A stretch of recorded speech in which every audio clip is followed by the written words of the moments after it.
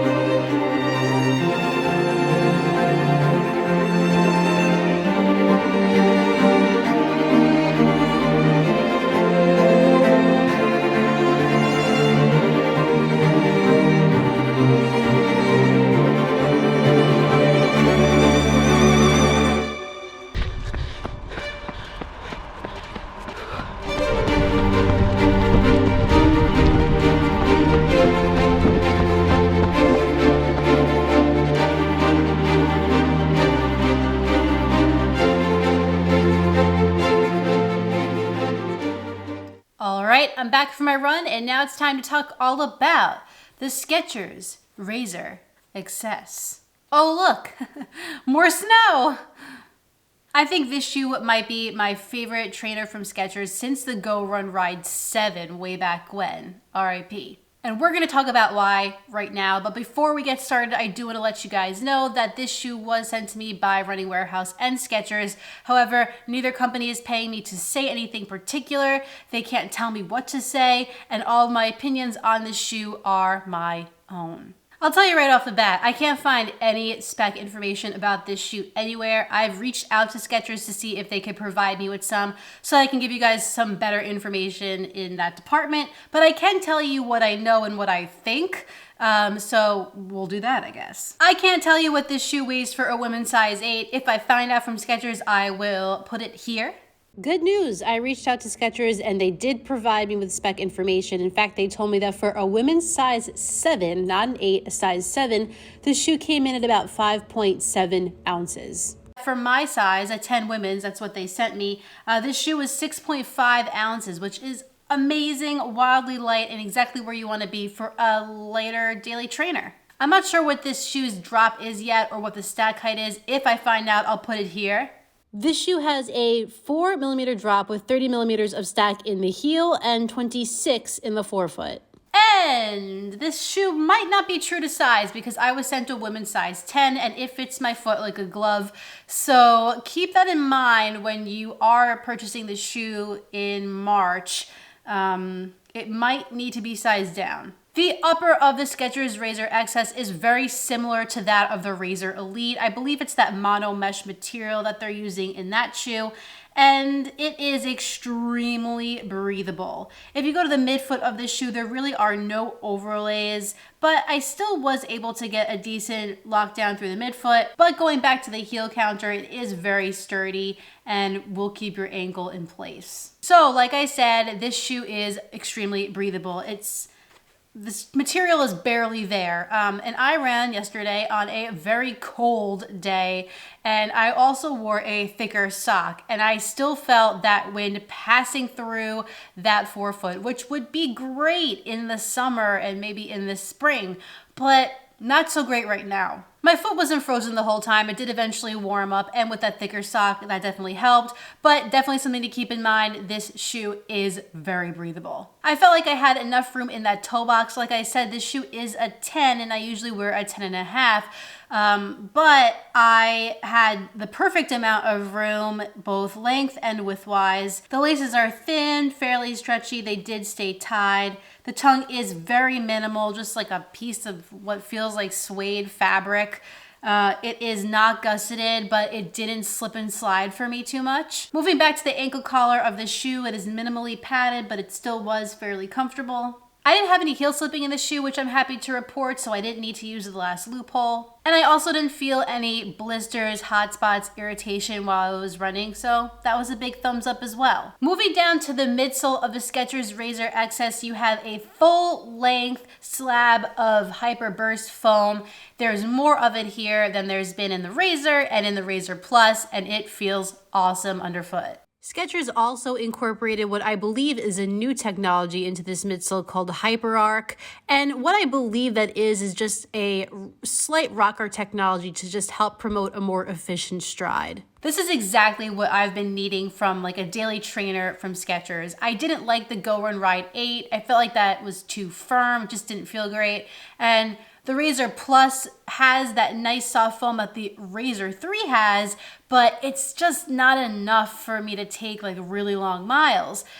This is perfect. It has the same characteristics as the Hyperburst and the Razor Plus, but just more of it. I've only taken the shoe out so far on a 5-mile run, but my foot felt very protected. I loved the cushioning under my foot, and Hyperburst has a phenomenal amount of energy return. So every time my foot compressed into that midsole, I felt a spring back, and it was very enjoyable. I did 3 miles at a more up-tempo pace for myself, and then 2 on the easier side. And the midsole really speaks well at a faster pace, and it also does decent at slower paces. I think this shoe's middle ground, its sweet spot, is going to be like your moderate paces, not exactly like easy and not race pace. So I think it can do different types of runs in that case. Like it can do, you know, your steady, your steezy day, or it can also do like your tempo workouts. So that's really cool. It's definitely versatile. I don't think this is the kind of shoe that's gonna help you slow down on those easy days. In fact, I was having trouble slowing down in this shoe just because it's so light, and I feel like it does wanna go a little faster, a little peppier. So you're gonna have to be conscious of that on the days that you wanna take it a bit easier and when you're wearing the shoe. For some reason, this Razor XS gives me like Clifton 1 vibes, and I think it's because of the weight. It's a very similar weight.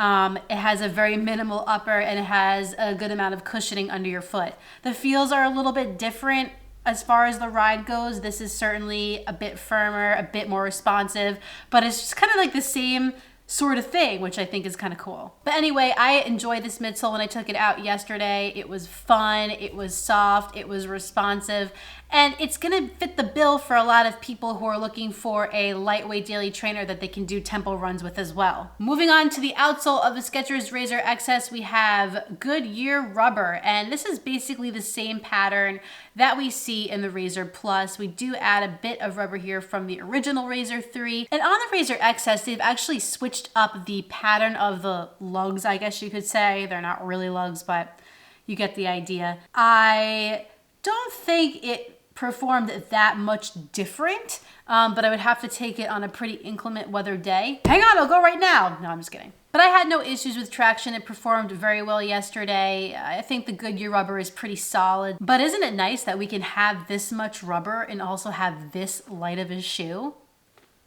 I mean, come on. Now, as far as price goes of this shoe, I don't know how much it's gonna cost. Skechers tells me that this shoe will be $140 and will be available in March. When it does become available, I will put a link in the description of this video so you can click that and pick up your own pair. Keep in mind that will be an affiliate link with Running Warehouse. However, that doesn't mean much for you. It just helps out my channel so I can give you previews on these shoes that are up and coming that you might want to buy. But I have to say that I am really digging this shoe. I feel way better about it than I did about the Razor Plus. And I just think for me, this is going to be a really good shoe that can do some daily training with some up-tempo miles in it. I think that's going to be what the use case is for a lot of people who get this shoe. And another thing that I think is that it might be better suited for slightly warmer conditions, or if you have a plethora of thick socks. Well guys, that concludes my first run impressions of the Skechers Razor XS. If you enjoyed this video, please like it down below and subscribe. And when you're done with all that, hit that notifications bell down below so you can find out every time I upload a new video. What do you think of this colorway? Are you into it? Are you not? Comment down below. I have some more videos for you guys next week, but in the meantime, get out there, get on the grind, and don't forget to run like heller. Oh, and also, my friend Kate is running her 50K right now. Like right now as I'm talking to you right now. So please leave her some love in the comments. Give her some motivation and inspiration and all the positive stuff so when she sees this, she feels happy. And I'll see you guys next time.